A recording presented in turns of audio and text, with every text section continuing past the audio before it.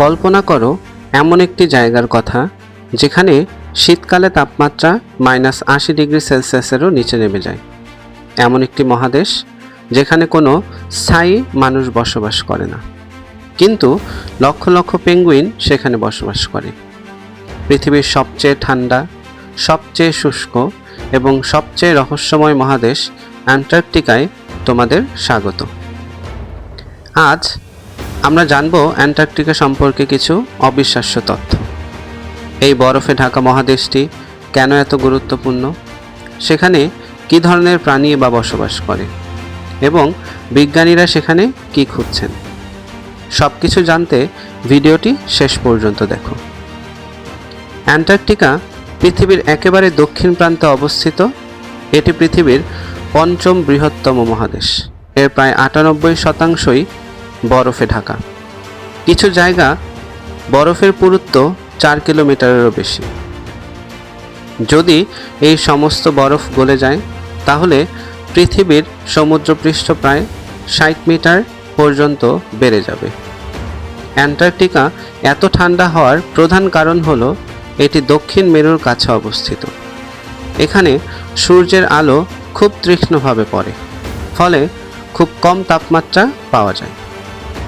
1983 সালে অ্যান্টার্কটিকায় পৃথিবীর সর্বনিম্ন তাপমাত্রা রেকর্ড করা হয়েছিল -89.2°C। ভাবো তো, এমন ঠান্ডায় বাইরে কয় মিনিট থাকা যায়। অবাক করার বিষয়, এত ঠান্ডার মধ্যেও অ্যান্টার্কটিকায় অনেক প্রাণী বসবাস করে। সবচেয়ে বিখ্যাত হলো পেঙ্গুইন।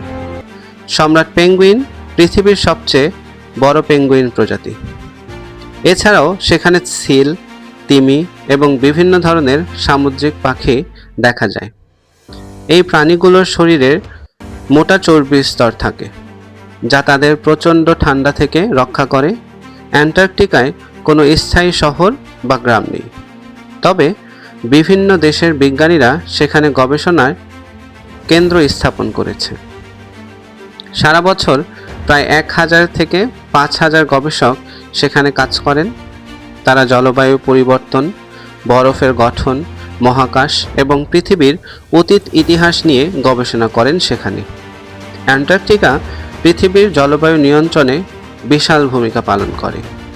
এখানকার বরফ পৃথিবীর তাপমাত্রা নিয়ন্ত্রণে সাহায্য করে এবং সমুদ্রের স্রোতকে প্রভাবিত করে। বিজ্ঞানীরা বরফের গভীর স্তর থেকে হাজার হাজার বছরের পুরনো বায়ুর নমুনা সংগ্রহ করেন। এর মাধ্যমে তারা পৃথিবীর অতীতের জলবায়ু সম্পর্কে জানতে পারেন। অ্যান্টার্কটিকা পৃথিবীর সবচেয়ে বড় মরুভূমি, কারণ এখানে বছরে খুব কম বৃষ্টিপাত বা তুষারপাত হয়।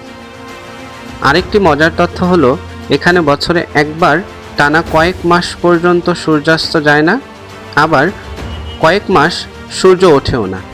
অ্যান্টার্কটিকা শুধু বরফের একটি মহাদেশ নয়, এটি পৃথিবীর জলবায়ুর এক বিশাল রক্ষক এবং বিজ্ঞানীদের জন্য এটি একটি জীবন্ত গবেষণাগার। হয়তো ভবিষ্যতে এখানকার গবেষণাই আমাদের পৃথিবীকে আরও ভালোভাবে বুঝতে সাহায্য করবে।